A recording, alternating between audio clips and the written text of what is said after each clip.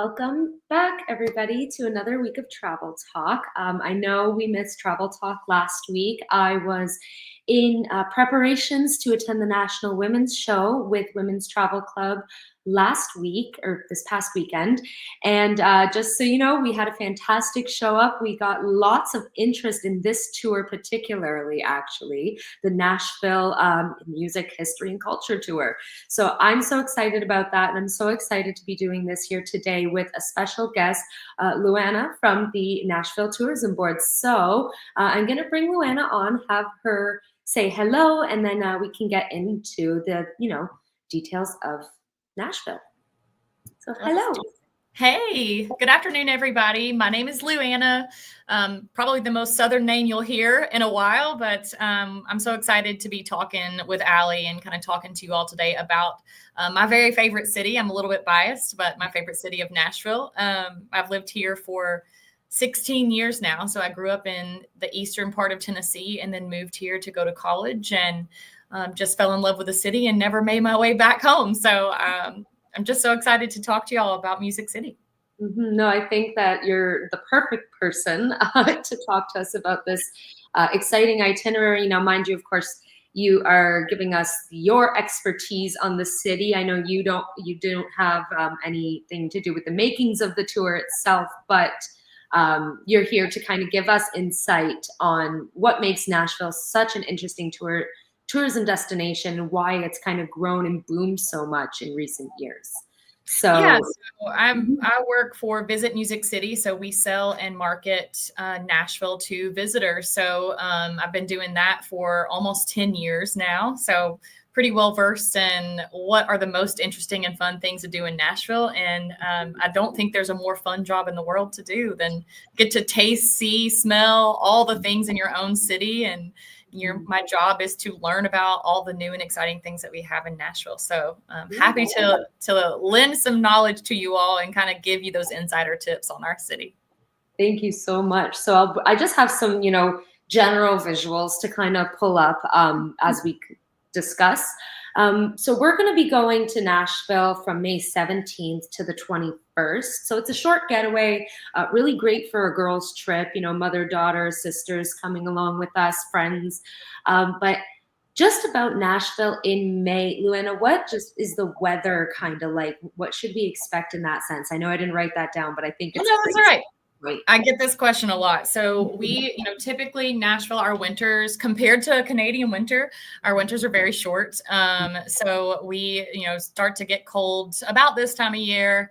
But good news is come March, we start to warm back up. So March, April is really considered our spring. And then when you hit May, you start to warm up into those summer temps. So for us, I can't convert for you to anything but Fahrenheit, but we're typically in the 70s, sometimes 80s in May.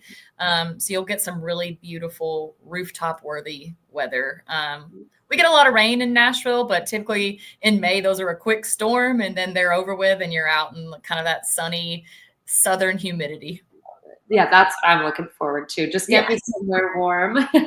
Yes. So we have a lot of really amazing inclusions that we've put together for this tour, including the Ryman Auditorium and Grand Ole Opry. So what makes those essential stops for anybody visiting Nashville? Like, what can we expect at these venues? Yeah, so to kind of explain it to you, and it really is pretty easy to understand. So the Grand Ole Opry actually had several homes in its past. So for those of you that know a little bit about country music, the Grand Ole Opry was the live radio show that really projected country music into the homes of so many. And it really truly is what made country music famous. So the Ryman Auditorium was actually the Opry's 5th location. So they kind of bounced around to different venues over time. And so that then became in 1974, they built the Grand Ole Opry House specifically for the Opry. So you have the show and you have the Opry House, but the Ryman was the longest home of the Grand Ole Opry show. So about 20 years, the Opry performed at the Ryman Auditorium. But you'll hear people call the Ryman the mother church of country music.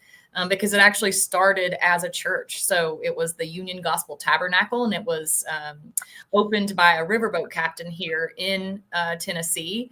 And so he opened the church, did not want the venue to be named after him, but when he passed away, they renamed it the Ryman Auditorium after Captain Thomas Ryman. So it kind of went on to become a really famous venue for performers. So, you had everybody from Louis Armstrong to Bob Dylan to Patsy Cline, Johnny Cash, some big names in music that played the Ryman Auditorium.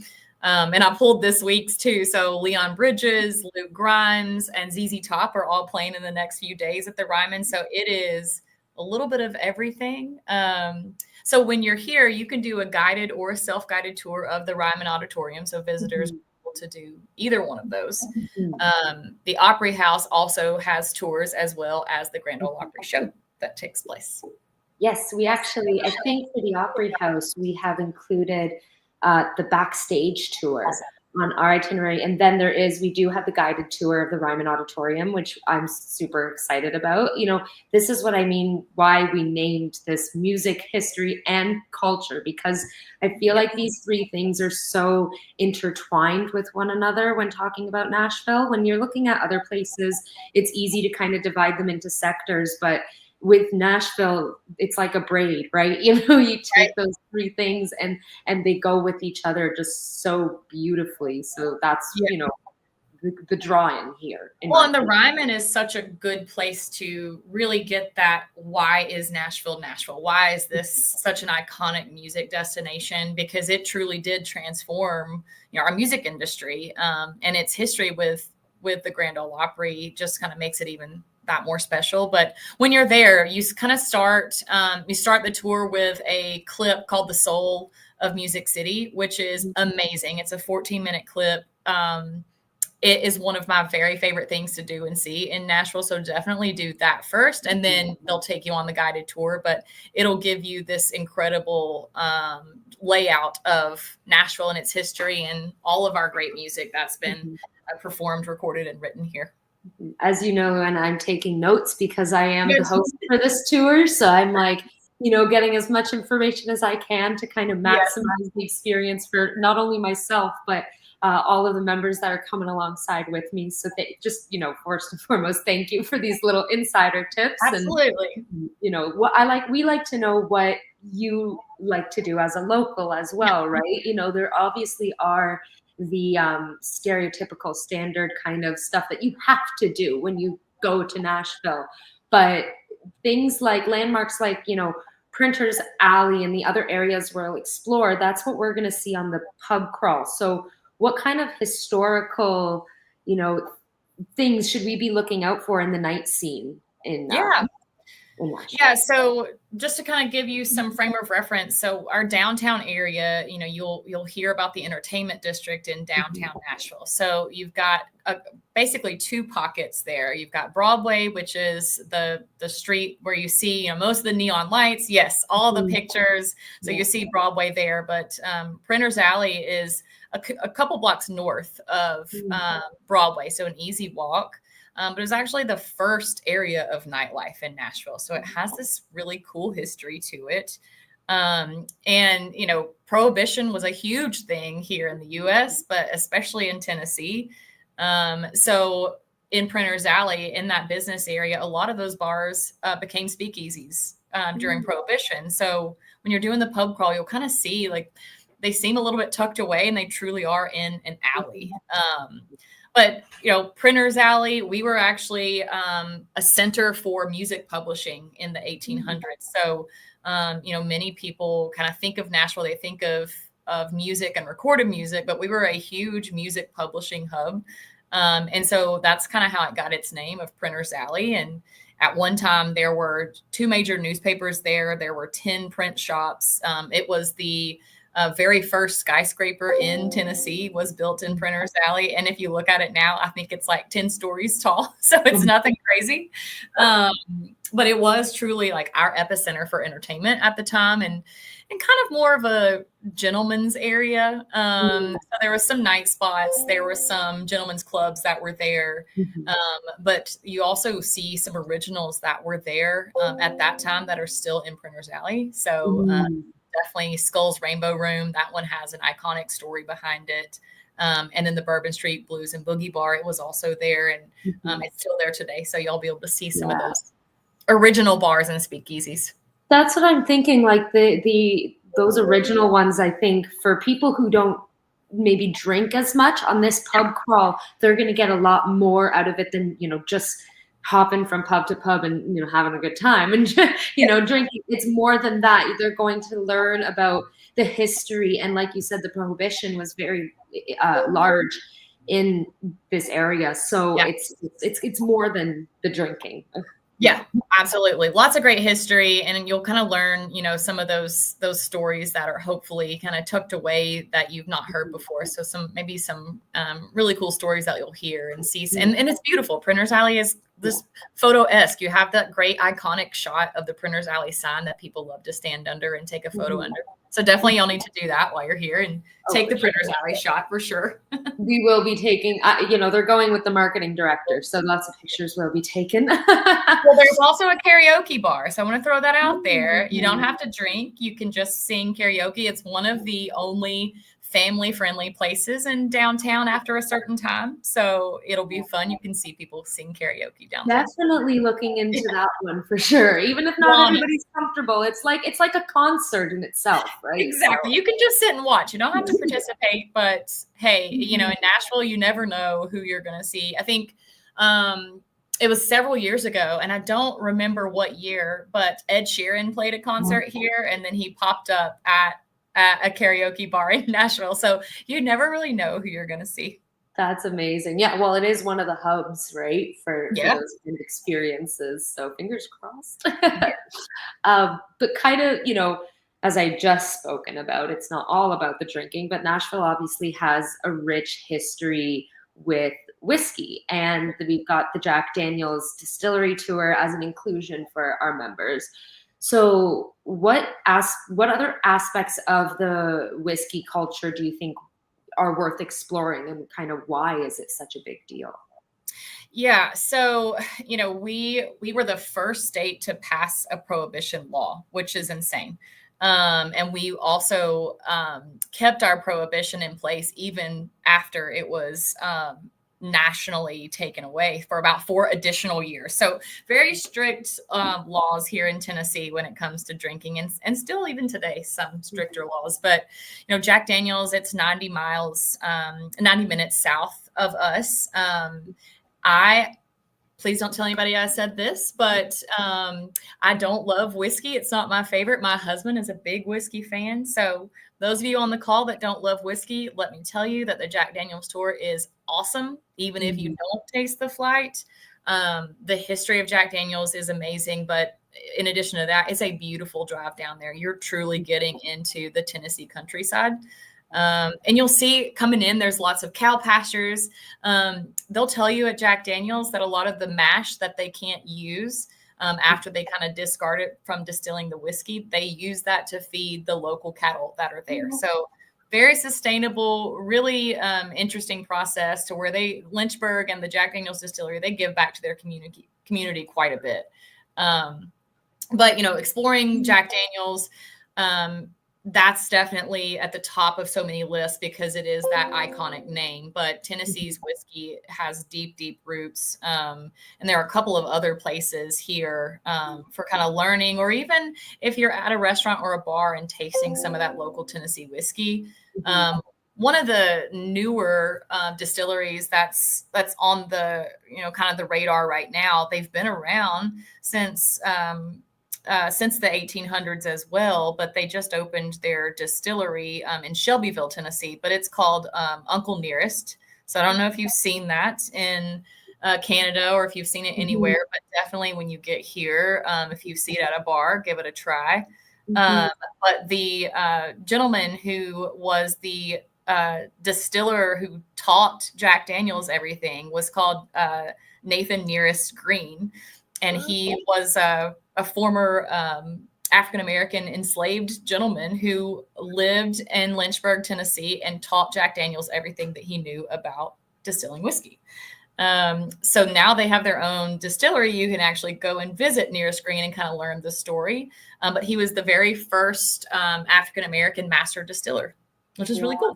That is really cool. No, these are the things that like you don't know until you either go or you join a travel talk. But not everybody out there is joining travel talks. So like these are the kind of little things that we love to showcase on our tours, because it adds a layer of enjoyment. I think when you get to know the history behind something, it makes the experience that much more rich. So and they'll talk about Nathan. They'll talk about him at Jack Daniels. You can kind of learn that story too. But we have a big initiative called the Tennessee Whiskey Trail as well. So one of the things that we learned on some of our tours is that all bourbon is whiskey, but not all whiskey is bourbon. So they'll tell you a little bit about the process, but that's a fun thing to kind of share with other people, that little analogy there. So that's definitely something I'd remember and then go home and be like, did you know? Exactly. Love to give you some things you can share with other people. But Tennessee whiskey itself is it kind of has to have two qualifications. One being that it's made here in Tennessee and not anywhere else. But it also has to pass through a charcoal filter. And that is the specification of Tennessee whiskey. And that's what gives it that smooth taste, just like in the song by Chris. I was just singing the lyrics in my head. As soon as you put the words Tennessee, like I know this. Well, okay, I've just got a soundtrack playing in my head, but that's that's it right there. That's the whole charm of it all.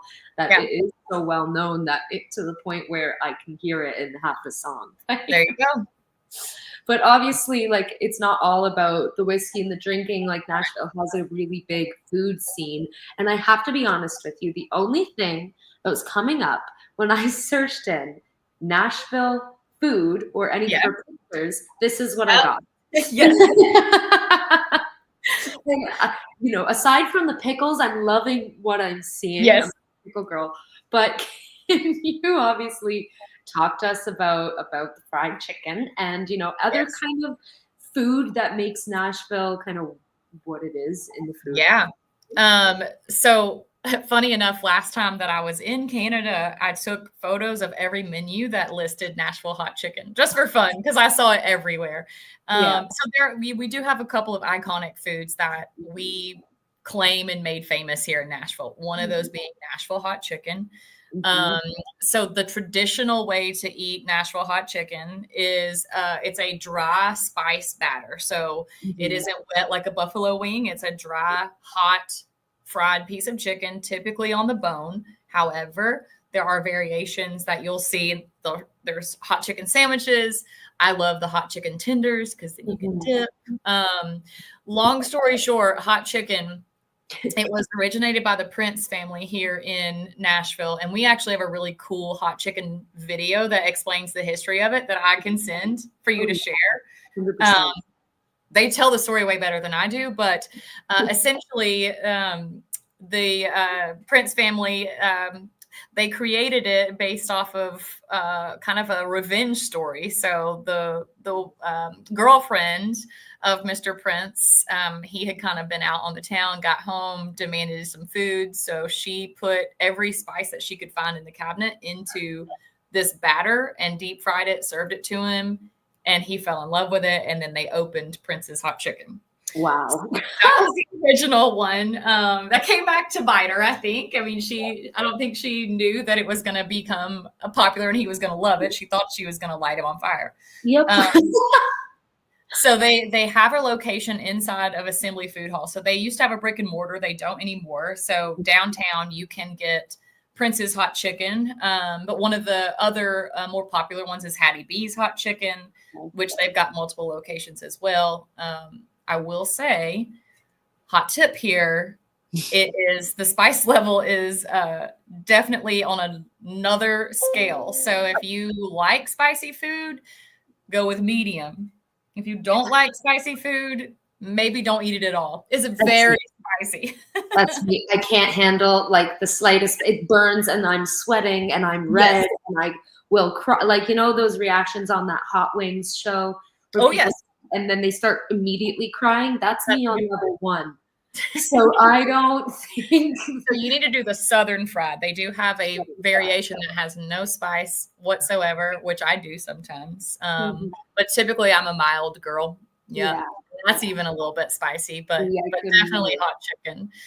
We're also known for the Tennessee meat and 3. So that is something that you'll see on menus, and it is exactly what it says. It is a meat and 3 sides that change daily.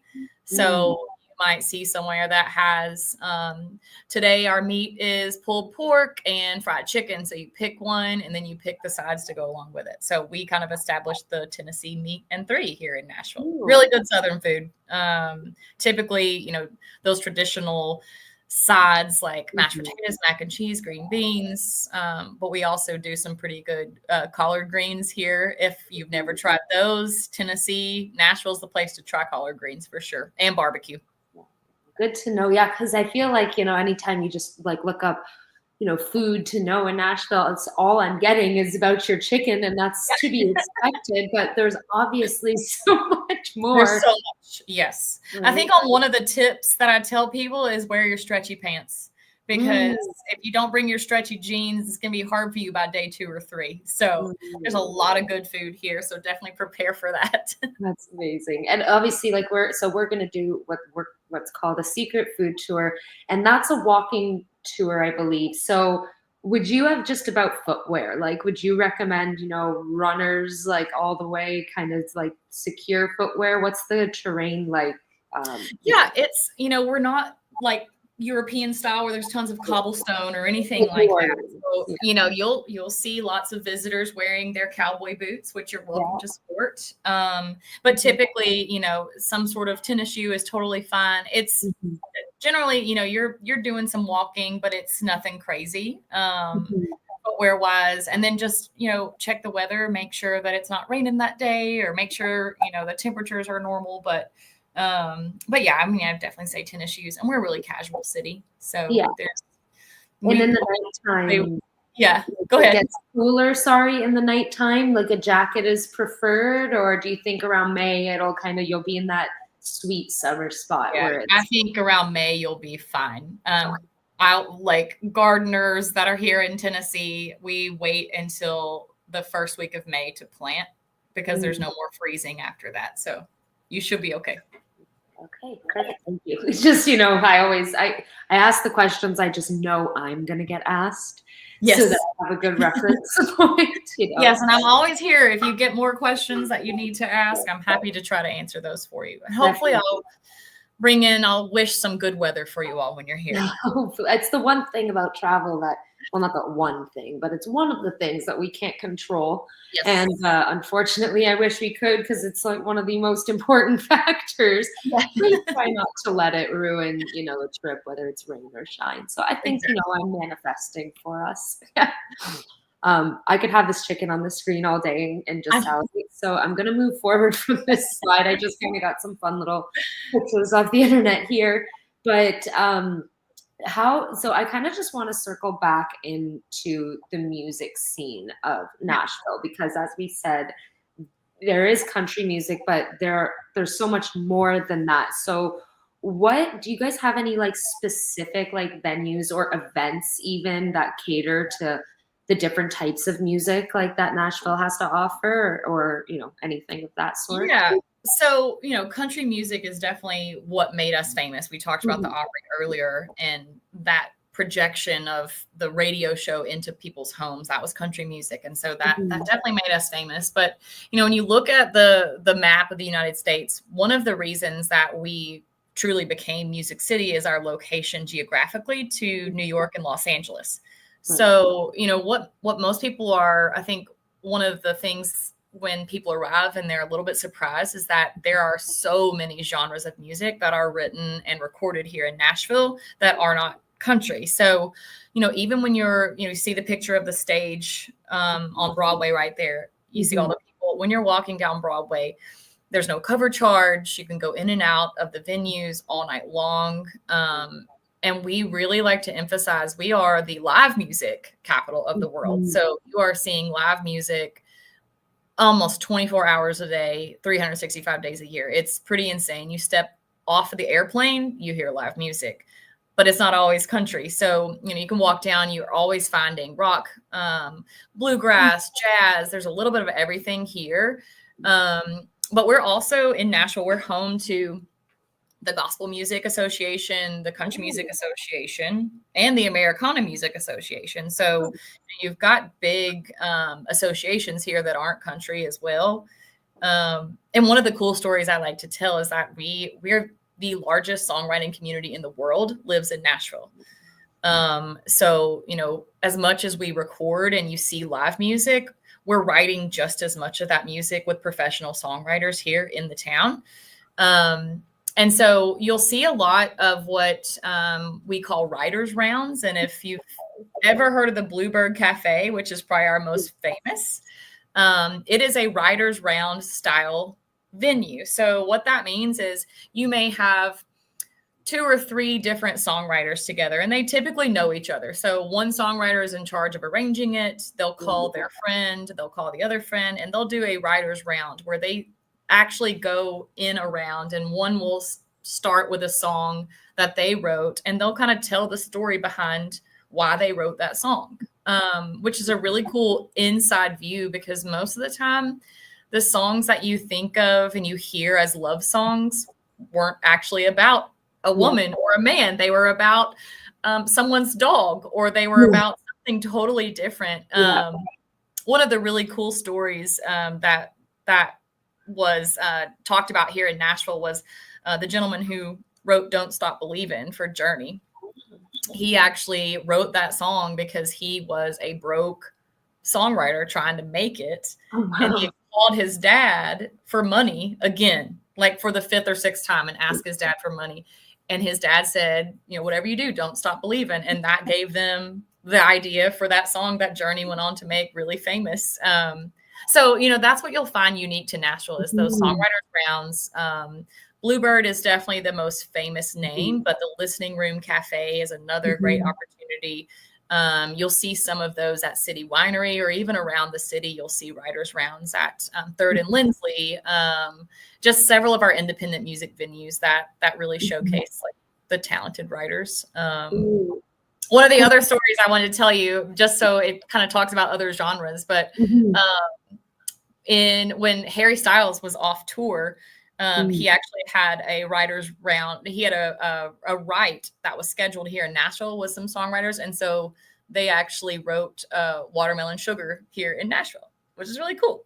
Wow, so that is really cool. That people don't know that there are so many genres that come out of here that include pop, R&B. Pitbull and Kesha recorded Timber here in Nashville. So yeah. So even if you're not a country music lover and you're listening to me on the call, I know that I have a really country accent, but there are so many genres here outside of country music, and you'll fall in love with the music in Nashville when you come. Oh, I'm sure. Like I'm already in love with it. So I'm just like super excited to kind of indulge. And, we're going to have opportunities for free time with our members on these tours. Are there any like local artists or bands or venues that, are worth exploring that you can, maybe suggest? Oh, yeah.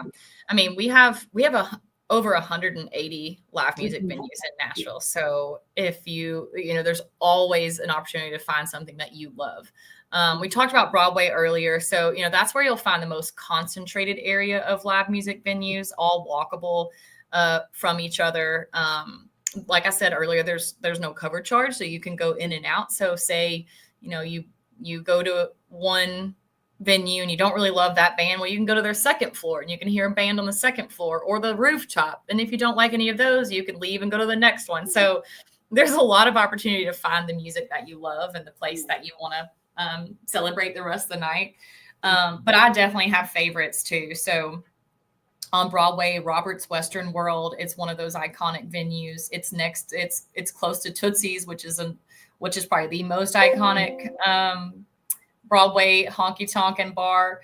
But Roberts is Western swing, and sometimes they'll have a band that they all dress the same in those like kind of flashy, like country Western outfits. So it's just very unique.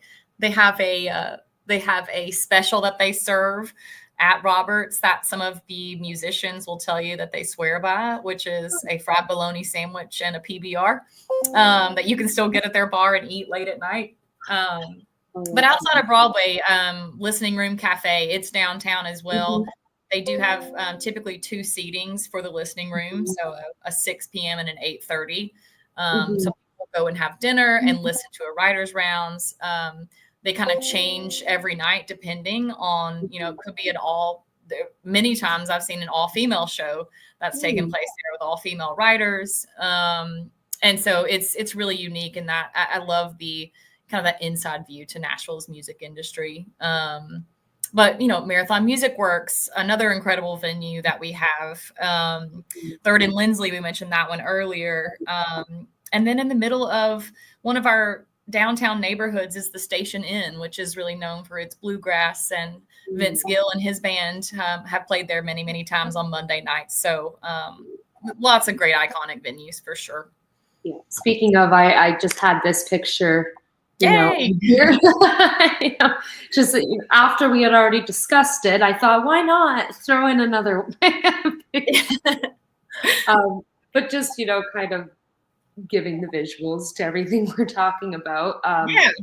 I got, I think, one more slide here, but I have a few more questions, of course, to get through. So we talked about obviously the music and the history, and obviously you've lived there for 16 years. Sorry if you hear my dog in the background, by the way. He likes to say hello. So, he wants to chat too. That's right. That's all right.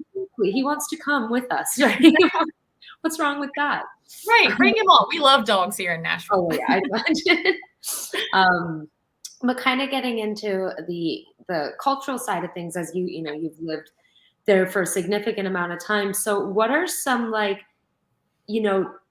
tips for first timers who really want to experience the culture of Nashville? Where do you send them? What are your suggestions? Yeah. So, we definitely are a town that embraces our music culture, right? We talk about that all the time. And we use that really as a leeway and a bonding point to get people into the city, because it's really hard to find someone who doesn't enjoy music. So we use that as our opportunity to open the door, like, hey, come and listen to our music here in Nashville. But when you get here, there's so much more. And kind of along those lines of music, in 2021, we opened the National Museum of African American Music, which was a museum that was almost 20 years in the making. Finally came to fruition during COVID, so not great timing. But it kind of celebrates the influence that African Americans had on music as a genre as a whole. So you can explore pop. You can kind of start with some of those spirituals and kind of see, a timeline of how really the African American culture influenced music for many, many years.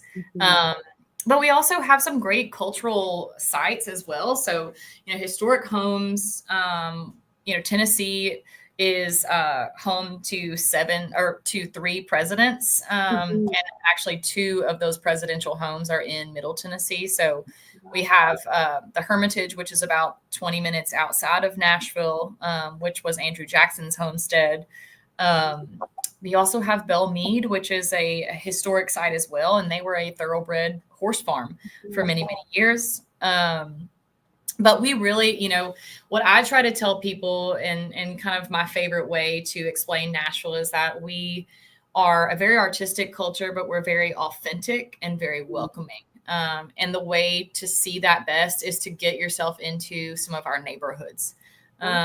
So during that free time, we have some really incredible neighborhoods where you find some of the best food, some really fantastic venues for listening to other genres of music, but also the locals are there. So local shopping, you really see how we live and how much people in Nashville care about their city and the culture that's here, and how much we defend Nashville to its highest level because we love living here so much.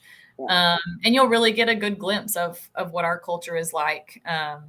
And just seeing, outside of the music, some of our art, some of our murals. We are, a mural city. So you had a picture of one earlier. Yes. There's so many more. Yes, that's one of the most iconic ones, I believe, in Nashville mural. There's also the angel wing mural. If you Google that one, that's a really popular one. So lots of artists, and that music really pervades into all of our creative culture here. So our fashion, our food, it's all kind of strung together by that musical creative core that we have. And it brings creatives into this really dense spot that makes, really makes for an incredible city. Oh, absolutely. I'm like, this has been on my bucket list for a really long time, and I'm so kind of blessed to have been given the opportunity to host the tour. I'm hoping, on those free times, I'm able to kind of influence or help or assist or coax our members into doing some of, the other things, like getting into the neighborhoods. I know before we got on the call, you and I discussed about where the locals live, and obviously there is a population in downtown, but a lot of it comes from the suburbs, and those are where everybody's commuting in for work, and like even exploring those areas is, something worth doing when you come downtown.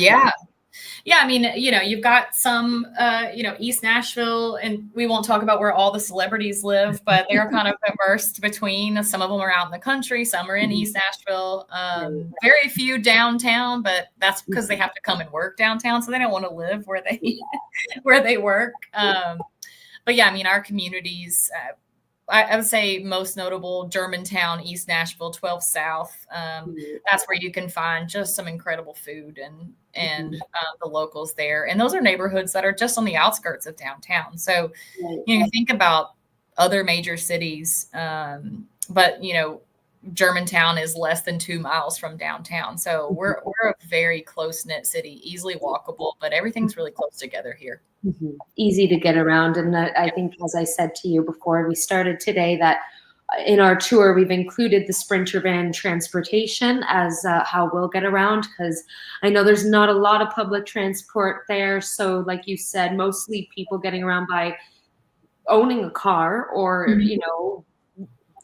Uber or taxis, or they walk, because it is accessible like that, which is really nice for tourism. Really walkable city. Yes, it's fantastic. And even if people see you kind of wandering around, not knowing where you're going, almost 100% of the time, somebody will stop and ask you, do you need help finding where you're trying to go? You see someone holding a map or looking at their phone, and the locals will stop and ask and try to help you along the way. But because not every place is like that, right? I mean, I traveled a lot of Europe, and the Irish were like that, but there's some other, I won't obviously name names, but there are some other cultures that you just don't interact with tourism like that. Whereas I think what you said midway through this talk, you guys are welcoming people. You want tourism and that kind of life to be explored, and you want to share that culture. And I think that's why part of the reason I'm so excited is because I know I'm going to be wanted there and welcomed. Open arms. And we are, we're consistently named the friendliest city in the United States, and that we get that accolade almost every year. And so it really truly is. I'm biased because I live here, but the people here. But it says a lot. There's a lot of places in the States to choose from. So yes, exactly. It's a big one. In this slide here, I just have, laid out some of those inclusions that we had. So of course, we're going from May 17th to the 21st next year.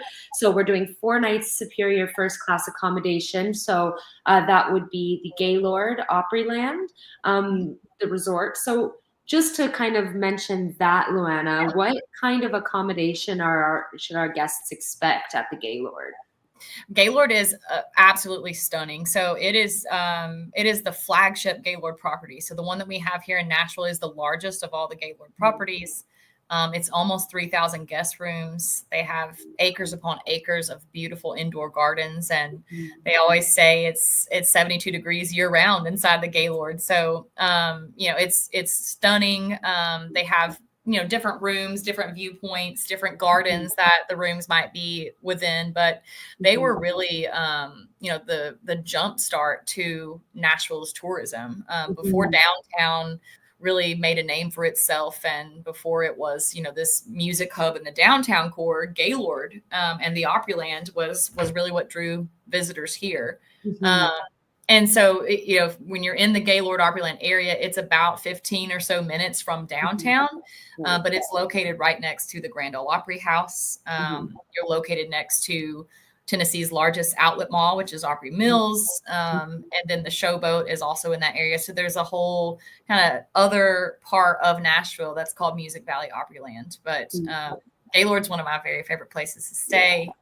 I love staying there, love going to see the beautiful gardens. So I feel like if you're going to go to Nashville and you really kind of want to do it up for your first time, like that's probably the place to be, the place to start. And then, if you come back again, of course you can go back, but there are obviously other places and accommodations to explore. Right. But I find that this was a really great pick for, if you're doing Nashville for the first time, or you want to do Nashville big, bright, and beautiful, like the Gaylord's a great place to start for history purposes as well, right? As you said, it's the epicenter of what brought tourism to Nashville pre-downtown. Exactly. Yeah, and it's built along the same, lines. It was owned by Ryman Hospitality. It's now a Marriott property, but all that Gaylord Grand Ole Opry family was kind of merged together. And we did, and in the earlier years of Nashville, we had a theme park called Opryland.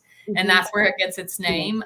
That park closed in the 90s. And so they converted that into what you see today as Opry Mills, which is the outlet mall over there. But the accommodations are luxurious and beautiful. The spa is amazing. If you have time to go to the spa, they do a fountain light show as well. I believe, don't quote me on this, but I believe there's over 19 restaurants. There's a ton of restaurants, and you can really just relax and walk around and just take in the beauty of the Opryland. I feel like it's a city in itself almost. Yes. Like a town within itself. You can spend a whole weekend there and not have to leave. Well, and it's nice to kind of have that reprieve. You're going downtown, you're busy. You get back, you have these beautiful gardens to relax in, your room that, can overlook some of the gardens. It's a really nice way to take in all the essence of Nashville. Definitely. No, I'm super excited about that. And of course, with the resort, we have daily breakfasts, and then we've actually organized 4 included dinners. So every night we're going to have dinner, whether that be at one of the hotel restaurants. Flipped that. I have been sick, if you haven't been able to tell with my voice and my coughing. So apologies for that. But then, of course, these are some of those more fun inclusions like the Grand Ole Opry, the Country Music Hall of Fame, the Auditorium. And then, we've got the Secret Food Tour, the Music City Ghost Tour, the Distillery, and we have the General Jackson Showboat and dinner. I don't think I included a question about that, LouAnna. Do you know? I don't. General Jackson? Yeah. Yeah, so it's a Tennessee riverboat, paddle boat, really gorgeous, and they do a dinner and show. And I don't know if y'all are doing lunch or dinner, but they do both. I think it's dinner we're doing. Yeah, it cruises towards the city, so you kind of take off next to Gaylord Opryland, and then cruises downtown, so you get this beautiful view of the skyline from the Cumberland River. And I feel like you had a shot earlier that was of the General Jackson. You could kind of see what you see. Yeah, I did. Where might have been early on. There it is. Yeah, so you see the beautiful view of the skyline, and then kind of head back there. But they have a great show on board and dinner as well. So really, really fun way to see the city from the water. Yeah, I think we've picked a lot of we've gone with the stereotypical, but we've also gone with the more niche inclusions. Yeah. It's 4 days, right? Or 4 nights. So, we kind of wanted to see those really big monuments like the Opry and the Country Music Hall of Fame, but also give people that other cultural historical aspect with the Music City Ghost Tour and the General Jackson Showboat and kind of get that side of the coin. Things that I feel like not everybody does when they go to Nashville, but definitely should. I think yes, absolutely. You know, and the Country Music Hall of Fame, it's located downtown as well. And it's really incredible. We talked about, you know, for country lovers and non-country lovers, it's still something to see. It's the largest popular American music museum in the world. All of their artifacts are donated, so they don't buy or purchase anything. One of the bigger donations they just got was Marty Stewart's collection in its entirety. He just donated all of that to them. But the things that you'll see there, I mean, they have Elvis Presley's gold diamond dust Cadillac that's inside, which he hand delivered to the Country Music Hall of Fame when it was in its original location. He just stopped by the front desk and handed the keys off to just whoever was working there, which is insane. Oh my God. But when they built the new building in 2001, they actually airlifted by crane the Cadillac into the museum and built the walls around it, so it can't even come out. Wanted to. Yes. So there's some really cool. I mean, Bill Monroe's mandolin, who, you know, we talked about the Ryman earlier. Bill Monroe was the creator of bluegrass music, and it was created on the stage of the Ryman. So when you see the Ryman, you'll see a historical marker out there that says the birth of bluegrass. And so Bill Monroe's mandolin is in the Country Music Hall of Fame. Mother Maybelle Carter's guitar, which this is going probably way too in the weeds on country music history, but in Bristol, Tennessee, that's where the birthplace of Country Music Museum is, which is about 4 hours east of Nashville. But the Bristol sessions were held there, and it was, you know, Ralph Peer was producing and recording and had this all call out. And so Mother Maybelle Carter, which, as you know, the Carter family, married into the Cash family. So June Carter, that's her lineage. But Mother Maybelle and the Carter family came over with no money whatsoever. And they actually, to get to these recording sessions, had to cross a river.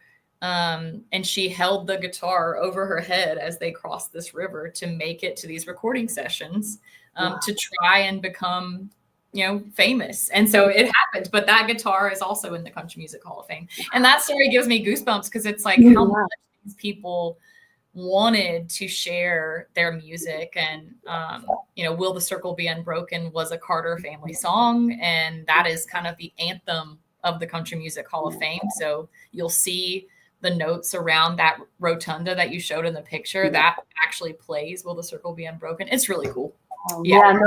See, that's the thing, like, excuse me, but when we go back to the beginning of the show today, when I said the braids of the three pillars, you know, the culture, history, and music, like music really is that kind of, you know, central pillar that ties everything together. And when you talk about that story, you know, what people wanting to share their music, that directly translates into the type of people that live in Nashville are, you know, they not only do they want to share music, but they want to share their life story and their history, you know, what their great grandparents did, you know, and kind of the lineage of their own personal, you know, history. So I think that that's something that makes Nashville so unique, is that storytelling personality that comes with the people and the city itself.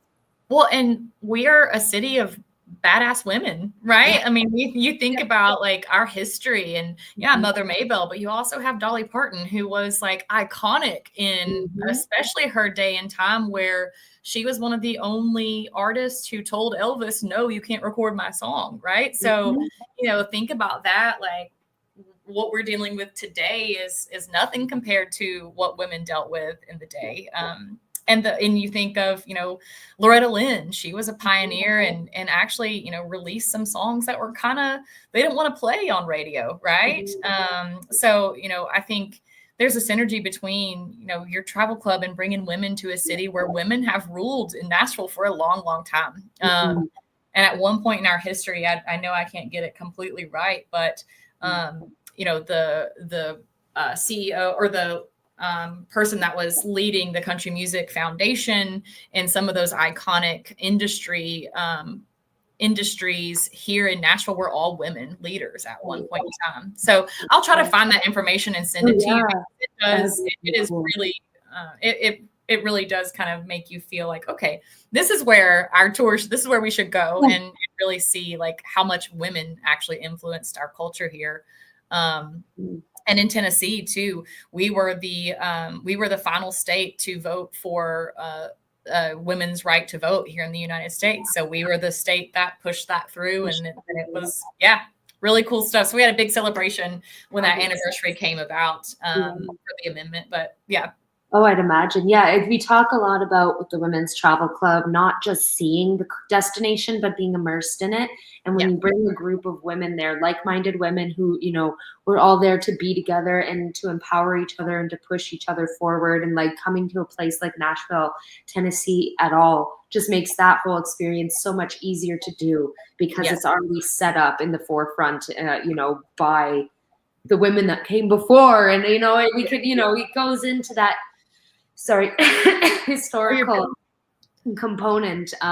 But that's kind of the draw-in of Women's Travel Club. And I'm so happy that we've decided to do Nashville next year because of that reason, right? So, and to have somebody like you know, look at us, we're two women. I'm not from, you know, Tennessee, but we're here and you're here representing, being a representative of that culture and that city and the music, and, you know, giving us an inside scoop or kind of perspective on what to expect. So thank you, you know, from the Women's Travel Club and from myself for being that woman for us, for joining me and giving our members the insight you've been able to provide. It goes a long way for sure. This is my favorite part of my job is talking to people about how much we love Nashville and how much we want you to see it. But hopefully when you all are here, I can come say, hey, at least, and meet you and wave and thank you for your time spent in Nashville. And hopefully I can continue to be a resource for you too with any other questions you have too. So. Oh, I'll be touching base for my trip to Pigeon Forge. That's for sure. I will be making it a double kind of tour for me. I might even drive myself down. Who knows? But I'll definitely be in touch for more suggestions and definitely to touch base, because I think it'd be great to kind of have our members and us, you know, all say hello and kind of put the names to the faces behind the screens, right? Yes. Months in the making. We'll just complete the loop. Yeah, exactly. No, I'm here for it. Well, thank you again, you know, for being here. And if there's anything else, you know, maybe that we didn't talk about or final remarks, I know we kind of just did the whole shtick, but if there's anything else. The quickest city synopsis that you can think of, probably.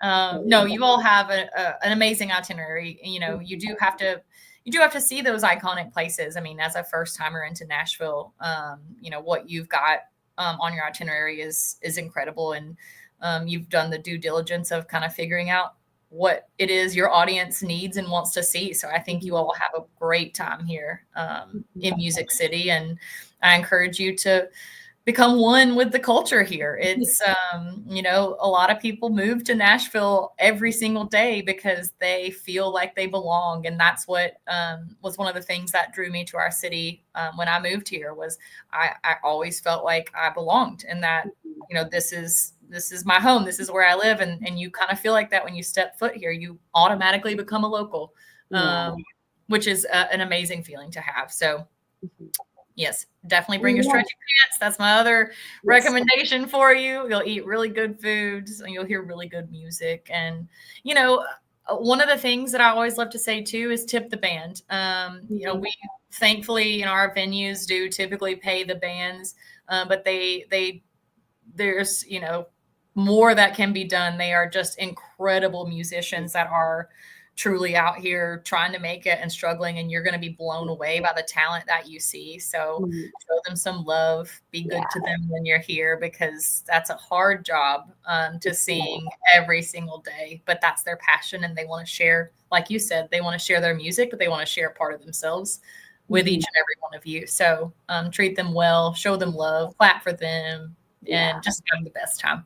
Yeah, no, I'm always very, you know, the loudest clapper in the room, because I'm like, oh, what if it was me up there? I just want them to know, you know what I mean? So yeah, definitely showing the same support and love that the people of Nashville will definitely be giving to us. I think it's a two-way street, right? Yes, So absolutely. Yes. our women are, we're all very much, appreciative of every culture and destination we go to. So I think it's going to be a great pairing. The Awesome. Women's Travel Club take on Nashville. So when our CMA awards are coming up on the 20th, I believe it's next Wednesday is the CMA Yes. awards. So if you don't have anything to do Wednesday night, definitely catch those. They're always airing locally right here from the Bridgestone Arena in Nashville. So you'll see hopefully some great shots of the city itself and see who all wins the CMA awards. Yeah, no, amazing. Fingers crossed for my people, but I'm not going to say any names, knock on wood now, but but again, thank you. And for anybody who's watched us here today, if you do have any questions for myself or LouAnna, just send an email to, my email. It's in the description of the event, and you should get an email of this live recording as well sent to you as soon as we conclude, so you can access me there as well. But with that being said, thanks again, LouAnna, and I guess I'll wrap everything up. Sounds great. Thank you, Allie. I appreciate it. Thanks for having me. No bother. All right. Bye, everybody. Have a great night.